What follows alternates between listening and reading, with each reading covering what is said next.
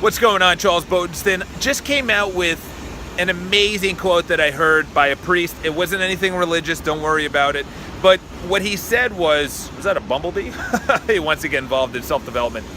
But what he said was, don't be owned by your possessions. You can own possessions, just don't be owned by it. And that's car, money, spouse, relationship, partner, cell phone, reality TV, politics, your job, whatever. This is an amazing quote as well in what we're talking about with happiness. Everyone wants happiness, but the thing is, everyone's pursuing happiness. Before I say the quote, I'll just say this, is that everyone is pursuing happiness. It's not something you pursue. It's something you are. You be it. It's not something you have or you do. It's something you are. You be happy. That's really what it is. It's like, I'll just tell you one really quick story. I was in Fiji, and they have nothing compared to what we have. It's like amazing. Like, people will talk about the poor are blah, blah, blah. It's like, yeah, I feel real. Come to New York City. There's like 80-year-old poor people. And it's not what you think what I'm going to say. It's they're living to 80 years old. Someone that was poor 100 years ago would die at 30 from disease, from starvation, from dehydration. Before that, they would die immediately when they were born. They were cast off. Look at the history of humans. We are living longer, even people that don't have the resources. Go to Fiji. When you say people are poor in America, travel. When you say you don't have something and you need to have something, travel.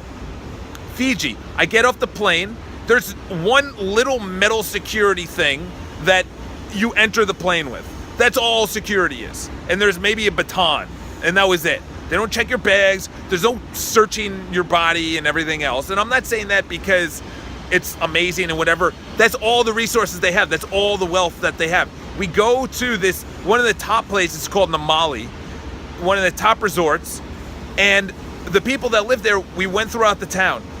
They don't have, Fiji is in the middle of the Pacific Ocean. It's hot. They don't even have like siding on their houses. It's wood stakes and a tin roof. Like this tin that's behind me is the roof. There's no windows, there's nothing, there's no AC, there's no electricity. They just sleep outside. And they are so happy. They are so happy. All right?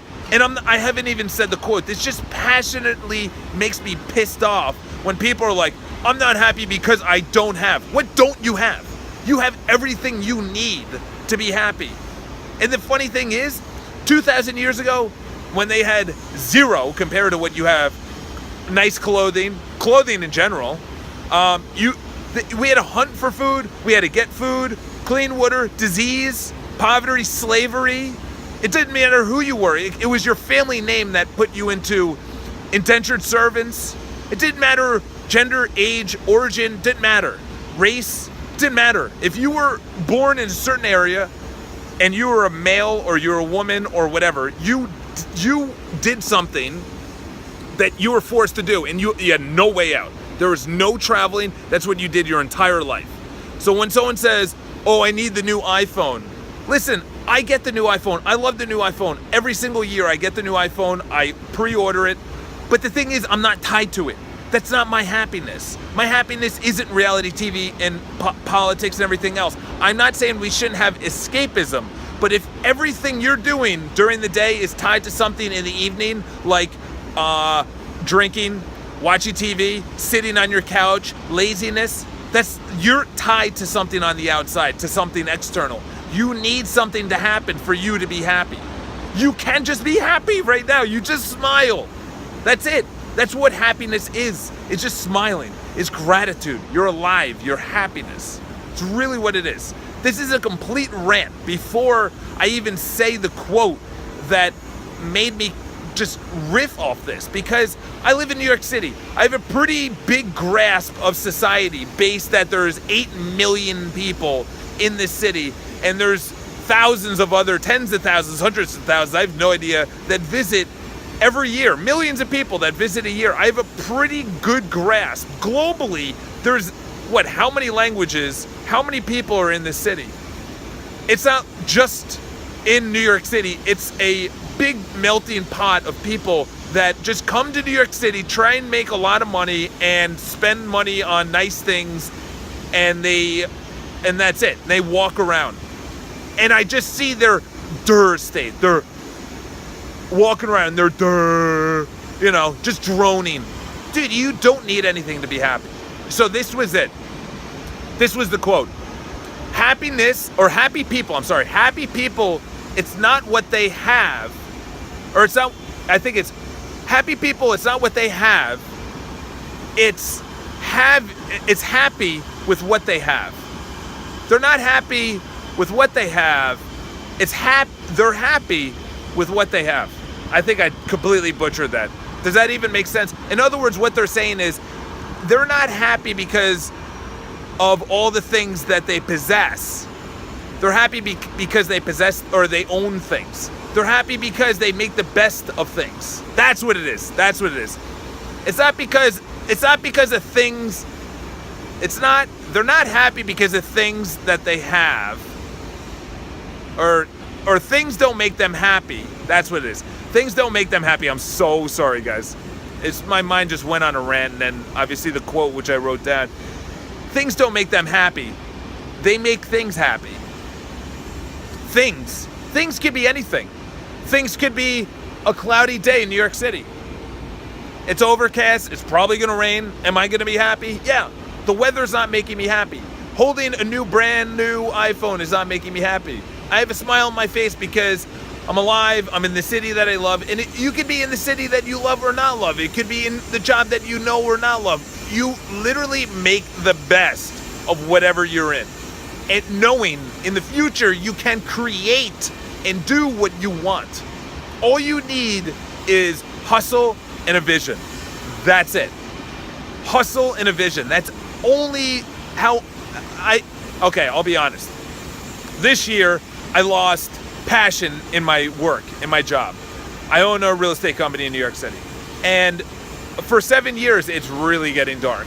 It's probably going to be downpouring in 20 seconds. But for 7 years, I was in real estate and I loved it. I loved the clients. I loved the hustle. I loved the grind. I loved the good. I loved the bad. I loved everything. And then something happened where I just lost my passion. I lost it for 6 months. And I was walking around, I was like, yeah, putting on the smile. Then I started reading a book about franchising out the business. I'm like, oh, that's an interesting new vision, expanding the business. Then I read another book about Rockefeller. Then I read another book about Cornelius Vanderbilt. All these old, brilliant, just pioneers. These guys that literally had nothing. Cornelius Vanderbilt, nothing. J.D. Rockefeller, John D. Rockefeller, nothing. And built these empires, these titans that built something out of nothing. And I was like, wow. I was like, what do I need in my life? And I started thinking about it. That's what we need. So Charles, how do we get a passion? How do I get the passion back? You need to look at people that you look up to that aren't here anymore. Idolize what they did and say, I can do that. And then the second thing is actually start doing it. And then what did I do? I started taking action. I failed a lot this year, a lot. I started doing not stupid things, but like in retrospect, I was doing this, I was doing that in my industry. I was like, maybe I should do social media this way, social media that way. It didn't work. Commenting on this, commenting on that. Okay, maybe I should do a daily vlog. I did a daily vlog. I stopped that. That didn't work out. Okay, maybe I should send out this kind of newsletter. Didn't work out. Listen, happiness came from the inside and I forgot that. Vision comes from the inside. I forgot that. Expansion, where you want to go, what you want to do comes from the inside. What comes into your life comes from the outside. All the people, the relationships, the money, your body is something that you internalize in the beginning and then will come afterwards. So to end on the quote that I completely butchered before is that they're not happy because they have things. They have things and they make themselves happy.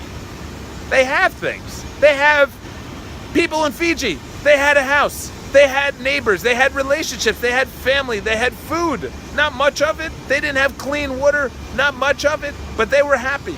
Have an awesome day. Crush it out there. Subscribe to the video. I know this one went longer than expected. Leave your comments below, and I'll see you guys later.